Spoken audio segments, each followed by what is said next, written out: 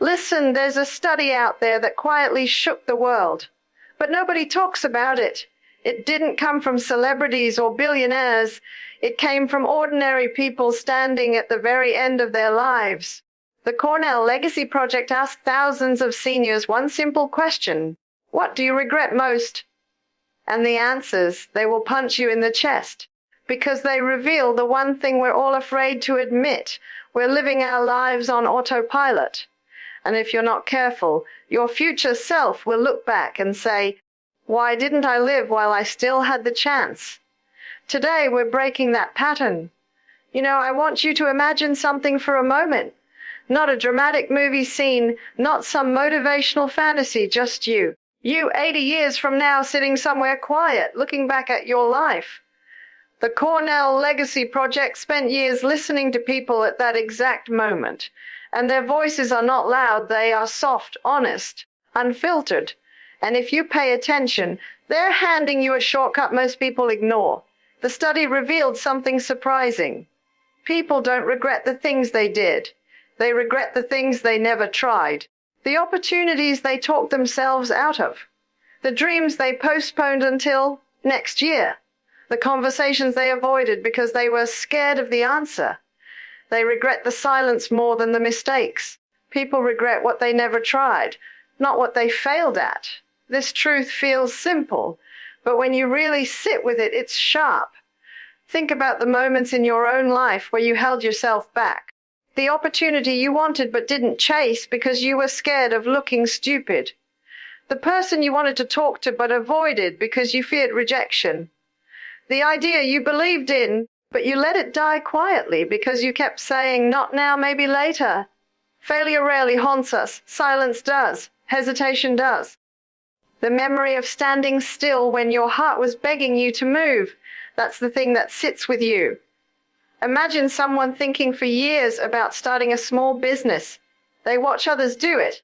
They scroll through videos of people who took risks and won. Every night they say, one day I'll begin. And then one day becomes 10 years. What hurts them isn't that they failed to build a business. It's that they never began. They never gave themselves a chance. That's the weight of regret. It's not loud, it's not dramatic, it's that quiet ache inside your chest whispering, you could have done it. And this happens everywhere in daily life. You see people at the gym wishing they had started months ago.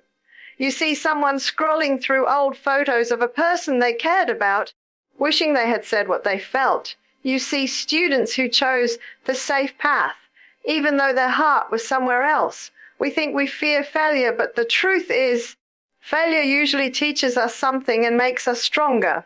Regret teaches nothing. It only reminds you of the moment you chose fear over possibility.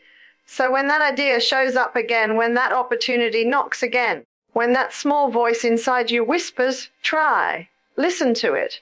Because the pain of trying and failing is temporary. The pain of never trying follows you. Waiting to feel ready is the biggest trap in life. Most people don't even realize they're caught in it.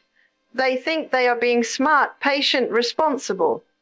But what they're actually doing is putting their entire life on pause, hoping that one magical morning they'll wake up fearless, confident, and fully prepared. That day never comes. Readiness is a myth we create to avoid discomfort. Think about how many moments you've lived where you said, I'll start when I'm ready. Maybe it was starting a new skill, letting go of a toxic relationship, speaking up for yourself, applying for a job, or chasing a dream that quietly keeps calling your name. You waited, and during that waiting, nothing changed except the weight on your heart. Look at daily life. A student who wants to learn a new field keeps watching tutorials instead of beginning because they don't feel ready. A person who wants to get fit buys shoes, plans workouts, saves videos, but never goes to the gym because they don't feel ready. Someone stuck in a draining job tells themselves they'll apply somewhere better when the time is right. And years pass. That's the trap. You think you're preparing, but you're actually postponing your life. And the mind is clever. It whispers, just a little more time, just a little more confidence, just a little more clarity. But confidence comes from doing, clarity comes from movement, courage comes from taking the step before you feel safe. The moment you move, even in fear, something inside you unlocks. The moment you leap, even with shaky legs, you discover strength you didn't know you had. Readiness isn't something you wait for. It's something you create by acting. Real change begins the second you stop waiting and start doing. Small daily actions build momentum that changes everything. People think life changes through big, dramatic moments. But the truth is, transformation happens in the smallest choices you make every single day. It's the tiny habits, the little shifts, the quiet decisions that slowly stack up until one day you look in the mirror and you don't even recognize the person you used to be. Most people don't start because they think they need giant moves, huge plans, perfect conditions. They don't realize that power hides inside small steps repeated consistently. Imagine someone who wants to get healthier. They don't need to run 10 miles on day one. They just need to walk for 10 minutes. That 10 minutes becomes confidence. That confidence becomes 20 minutes. And suddenly a month later, they're doing things they once thought were impossible. That's momentum. Or picture a student who feels overwhelmed by a difficult subject. Instead of trying to study 5 hours at once, they read for 15 minutes a day. 15 minutes becomes a habit. The habit becomes progress, and progress becomes mastery. The mountain moves because of tiny, daily steps. Look at real life. One message you send can open a door. One page you write can become a book. 1 hour you practice can shape your future. People underestimate the quiet power of showing up, even when they're tired, even when they don't feel like it. Every time you take a small action, you are casting a vote for the person you want to become. And the more votes you cast, the stronger your identity becomes. Momentum is built by doing the boring things, the simple things, the tiny things that feel too small to matter. But they do matter. They matter more than you think, because small actions repeated daily start a chain reaction. They shift your mindset, they build discipline, they create belief, and they move your life forward even when you don't notice it happening. Courage isn't a feeling. It's a decision you make before you're comfortable. Most people sit around waiting for courage to show up like some sudden burst of energy, like one day they'll wake up and magically feel brave enough to do the thing that scares them. But courage doesn't work like that. Courage is quiet. Courage is uncomfortable. Courage is that moment when your heart is racing, your palms are sweating, your mind is screaming, don't do it, and you still choose to take the step. It's a decision, not an emotion. Feelings come later. Action comes first. Think about a person who wants to speak up in a meeting. They keep telling themselves, I'll say something when I feel confident. But confidence doesn't show up until after you've spoken, after you've taken the risk, after you've pushed through the fear. Or imagine someone who wants to end a toxic friendship, but they wait for the perfect moment when it won't feel awkward or painful. That moment never comes. Courage is choosing the hard truth over the comfortable lie. It's choosing discomfort now instead of regret later. Look at daily life. A shy student raises their hand even though their voice is shaking. A person switches careers even though they're terrified of starting over. Someone finally sets a boundary after years of staying silent. None of these people felt brave before doing it. They chose bravery in the face of fear. That choice is courage. The mistake most people make is thinking fear needs to disappear before they move. Fear doesn't disappear, you move with it. You move through it. Courage is built every time you act while afraid. And something incredible happens when you do that. The fear shrinks. Your power grows. And suddenly the thing that once terrified you becomes the thing that transforms you. Your future self will thank you for doing the hard things now. It's strange how we always think the hardest moments are punishments, when in reality they're gifts. They shape you, they sharpen you, they turn you into someone stronger than the person you are today. Doing the hard thing is never about the present moment. It's about the version of you that will exist 5 years from now, 10 years from now. Standing somewhere in life wishing you had the courage to make tough choices earlier.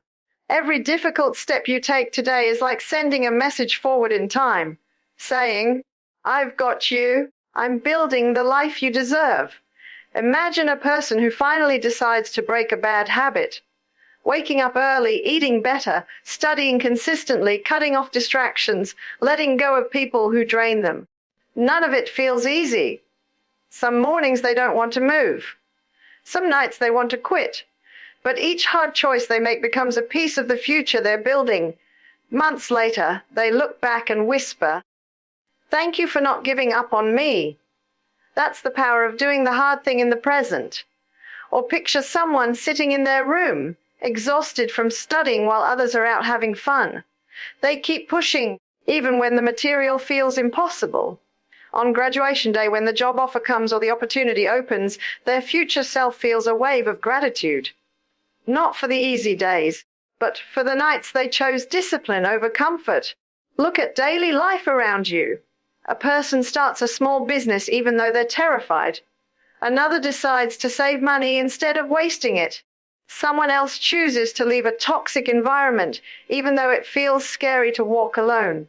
These choices hurt in the moment. They stretch you, they challenge you. They demand more strength than you think you have. But your future self, the wiser, calmer, more successful version of you, will look back and say, those hard moments changed everything. And now, as this message comes to an end, I want you to pause for a second and realize something powerful. Your life is happening right now, in this exact moment, and every choice you make is shaping the person you're becoming. The Cornell Legacy Project didn't just give us lessons from people at the end of their journey.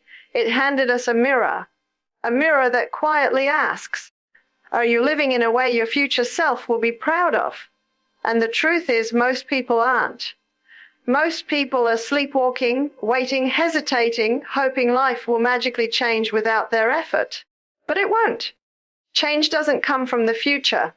Change happens the moment you decide you're done wasting your own potential. Look around your life. Look at the dreams you keep postponing, the feelings you keep suppressing, the risks you keep avoiding. Ask yourself, if I don't do it now, when will I? Because the clock won't pause for you. Time won't wait for your courage. Opportunity won't slow down until you feel comfortable. Everything you want is standing on the other side of the fear you keep feeding. And here's the truth most people never hear. You don't need permission to start. You don't need to be fearless to move. You don't need the whole path to take the first step. You just need one moment of honesty where you look yourself in the eyes and whisper, I'm done holding back. Or your future self is out there waiting for you, waiting for the version of you who chooses action over doubt, courage over comfort, and intention over autopilot. Start now. Move now. Change now. Because the only thing worse than failing is realizing one day that you never even tried.